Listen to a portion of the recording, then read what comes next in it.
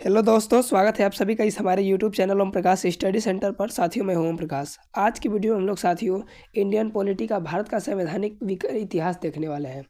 साथियों, आप लोग जानते होंगे कि इससे पीटी या मेंस में एग्जाम में क्वेश्चन पूछे जाते हैं। साथियों, बिहार एसआई एग्जाम में तो आप लोग को करना ही है साथियों कि वीडियो को शुरू से लेकर अंत तक देखना है।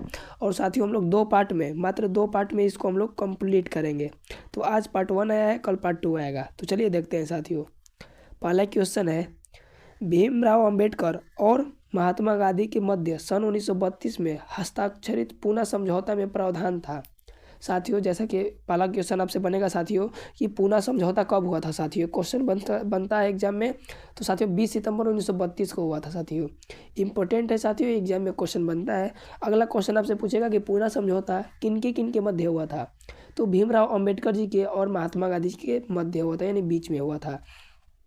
और साथियों, इस प्रश्न का जो राइट आंसर होगा यानी कि निम्न वर्ग के लिए आरक्षित सहित संयुक्त निर्वाचन का क्षेत्र, यानी option number D right answer होगा। साथियों, इंपॉर्टेंट है, आप लोग याद रखिएगा। साथियों, अगले प्रश्न की ओर बढ़ते हैं। और देखिए, मुसलमानों के लिए पृथक निर्वाचन मंडल पार्लियामेंट सुधार एक्ट जो कि 1909 में आया था, उसके तहत किया गया था। आगे हम लोग बढ़ते हैं। अगला प्रश्न है साथियों, इसको आप लोग देख के घबराइएगा नहीं, ये बिल्कुल ईजी है, आप लोग निश्चित रूप से सॉल्व करिएगा। देखिए इसको क्या करना है। दिया है कि सूची 1 को सूची 2 से सम्मिलित कीजिए तथा सूचियों के नीचे दिए गए कूट का सही उत्तर का चयन कीजिए। देखिए साथियों, जो सूरत अधिवेशन है मेरे प्यारे भाई, ऑप्शन नंबर ए में दिया है सूरत अधिवेशन। सूरत अधिवेशन साथियों कब हुआ था? तो 1907 में हुआ था। यानी ए का क्या होगा? ए का होगा ऑप्शन नंबर डी, यानी ए का 4 होगा। किस में दिया है? 2 ठो में दिया है, यानी 50-50 हो गया। उसके बाद में सांप्रदायिक अधिनिर्णय ये कब हुआ था साथियों? बी में दिया है। तो ये 1932 में हुआ था, यानी कि 1932 किस में दिया है? 3 में, यानी बी का 3 दोनों में दिया है।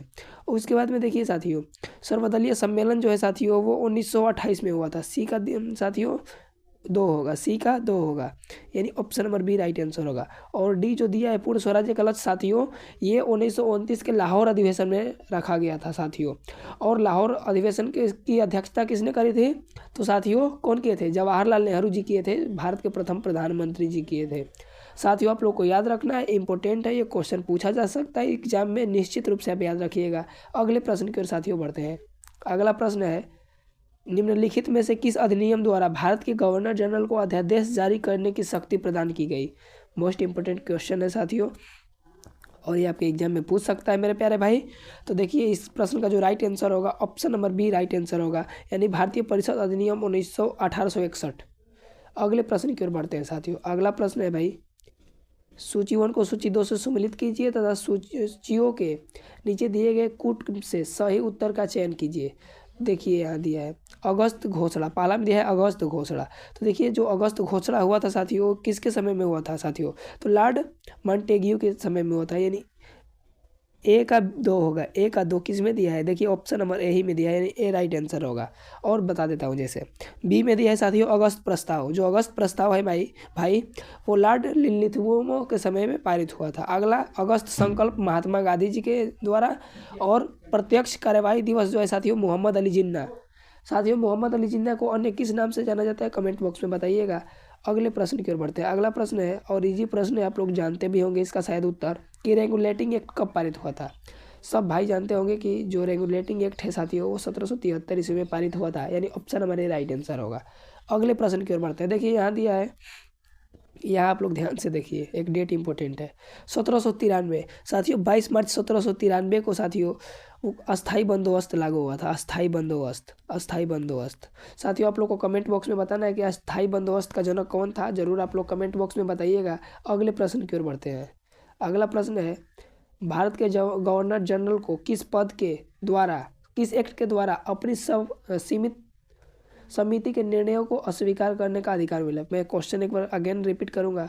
भारत के गवर्नर जनरल को किस एक्ट के द्वारा अपनी समिति के निर्णयों को अस्वीकार करने का अधिकार मिला था साथियों? तो साथियों, जो 1786 का अमेंडमेंट एक्ट था उसी के तहत, यानी option number C right answer होगा। अगला प्रश्न, महारानी विक्टोरिया को भारत की सामग्री नियुक्त किया गया। साथियों, इंपॉर्टेंट क्वेश्चन है और एक क्वेश्चन एग्जाम में पूछा जाता है। तो देखिए, इसके बारे में आप लोग को मैं बता दूं कि इस प्रश्न का जो राइट आंसर होगा साथियों option number D right answer होगा, यानी 1858 में, यानी option number D right answer होगा। 1885 में देखिए यहाँ इंपॉर्टेंट डेट है। तो साथियों 1885 में भारतीय राष्ट्रीय कांग्रेस का स्थापना हुआ था। किसका? भारतीय राष्ट्रीय कांग्रेस का स्थापना हुआ था। इंडियन नेशनल कांग्रेस का स्थापना हुआ था। इसके प्रथम अध्यक्ष कौन थे? कमेंट बॉक्स में बताइएगा। अगले प्रश्न की ओर बढ़ते हैं।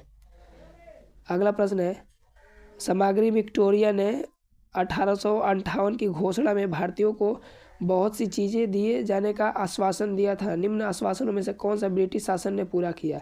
तो साथियों इसमें से कौन सा आश्वासन जो है दिए थे उसको पूरा किए थे वादा? तो साथियों किए थे जो देसी रजवाड़ों की यथास्थिति बनाए रखी जाएगी, यानी option number B right answer होगा। और राजा क्यों भाई लोकतंत्र चाहेगा? अगले प्रश्न की ओर बढ़ते हैं। अगला प्रश्न है, मार्ले मिंटो सुधार का उद्देश्य क्या था? तो साथियों इसका जो उद्देश्य था पृथक निर्वाचन प्रणाली, यानी option number A right answer होगा। और कब आया था? 1909 में आया था। कब आया था? 1909 में। इंपॉर्टेंट डेट है, आप लोग याद रखिएगा। अगले प्रश्न की ओर साथियों बढ़ते हैं। अगला प्रश्न है मेरे प्यारे भाई, अगला प्रश्न है, मार्ले मिंटो सुधार बिल किस वर्ष आया था? जस्ट मैं अभी ऊपर ही साथियों आप लोग को बताया हूँ कि मार्ले मिंटो सुधार एक्ट जो है वो 1909 में आया था। देखिए कुछ इंपॉर्टेंट डेट दिए हैं उनको बताता हूँ। 1905 में साथियों बंगाल विभाजन हुआ था। किसके समय में हुआ था साथियों? तो लॉर्ड कर्जन के समय में।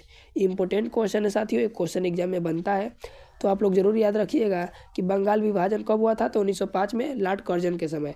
और रद्द कब हुआ था साथियों? 1911 में। किसके समय? लॉर्ड हार्डिंग के समय में। इम्पोर्टेंट है साथियों, याद रखिएगा। और उसी समय जो भारत की राजधानी कोलकाता थी पहले, वो दिल्ली स्थानांतरित कर दी गई थी साथियों। और उन्हें जनगण मन भी पहली बार गया था 1920 में असहयोग आंदोलन हुआ था। अगले प्रश्न की ओर साथियों बढ़ते हैं। अगला प्रश्न है, मुसलमानों के लिए अतिरिक्त निर्वाचन मंडल किसके द्वारा लाया गया था साथियों? तो साथियों मार्ले मिंटो सुधार एक्ट 1909 के द्वारा, यानी option number B right answer होगा। अगले प्रश्न की ओर बढ़ते हैं भाई। अगला प्रश्न है, 1909 के इंडियन काउंसिल एक्ट में किस बात की व्यवस्था करी गई थी? तो साथियों सांप्रदायिक प्रतिनिधित्व, यानी option number B right answer होगा। अगले प्रश्न की ओर बढ़ते हैं। मॉन्टेग्यू चम्सफोर्ड सुधार में प्रावधानों का सार था साथियों। क्या सार था मेरे प्यारे भाई?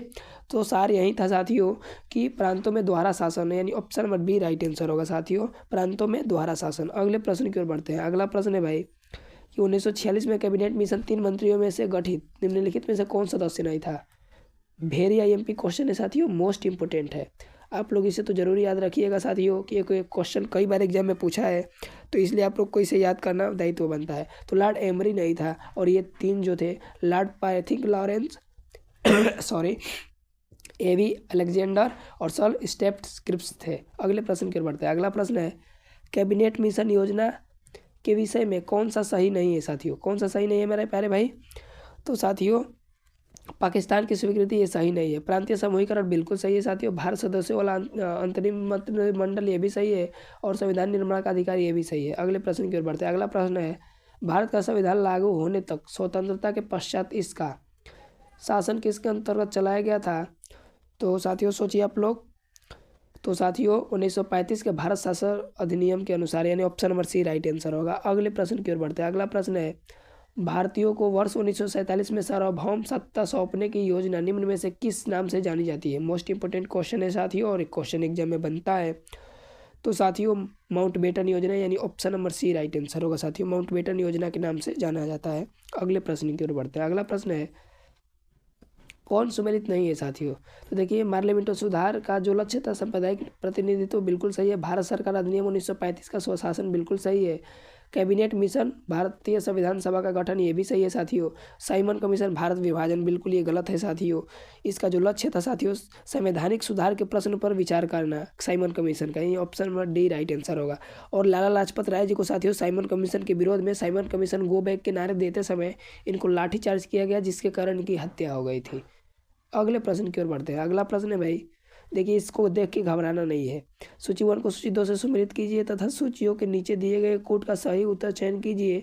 सूची 1 में दिया है भारत सरकार अधिनियम 1919, फिर बी में दिया है भारत सरकार अधिनियम 1935, सी में दिया है मार्ले मिंटो सुधार 1909, डी में दिया है भारतीय परिषद अधिनियम 1861 और ई में दिया है अधिनियम 1858। देखिए इसको मैं आप लोग को बताता हूँ। पहला भारत सरकार अधिनियम 1919 में साथियों प्रांतों में द्वैत शासन की स्थापना करी गई थी। भारत सरकार अधिनियम 1935 में प्रांतीय स्वायत्तता की स्थापना करी गई थी। और मार्ले मिंटो सुधार 1909 में साथियों सांप्रदायिक निर्वाचन की व्यवस्था करी गई थी और भारत परिषद अधिनियम 1961 में सती प्रथा का अंत हुआ था साथियों 1829 में। किसके समय में हुआ था साथियों? आप लोग कमेंट बॉक्स में बताइएगा। इम्पोर्टेंट क्वेश्चन है, क्वेश्चन एग्जाम में बनता है तो आप लोग जरूर बताइए। और साथियों अधिनियम 1858 का जो साथियों होगा ब्रिटिश शासन शक्ति में आना, इस तरह इस प्रश्न का option number B right answer होगा, ऑप्शन नंबर बी। तो अगले प्रश्न की ओर बढ़ते हैं। अगला प्रश्न है अखिल भारतीय महासंघ स्थापित करने का प्रावधान शामिल किया गया था साथियों, तो ये भारत सरकार अधिनियम 1935 में किया गया था। साथियों कैसा वीडियो लगा जरूर कमेंट बॉक्स में बताइएगा और कल का वीडियो जरूर देखिएगा। Thanks for watching. जय हिंद।